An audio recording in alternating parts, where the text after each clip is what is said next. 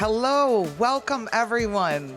Thank you all so much for being here today. I cannot begin to tell you how excited I am about this exhibition.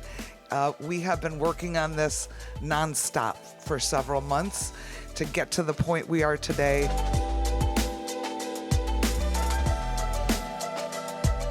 I'm so excited that once again we get to share another story with you all, and that is this amazing collection of artworks that's coming to us.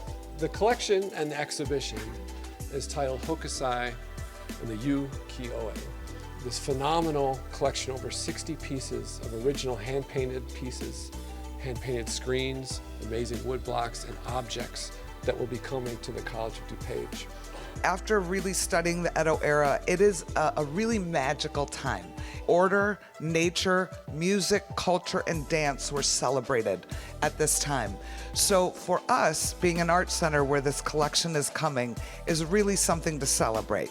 And we are thrilled to be able to incorporate so many other aspects of that Edo era. We are very excited. We hope we got your wheels spinning and turning, and we look forward to working with you next summer.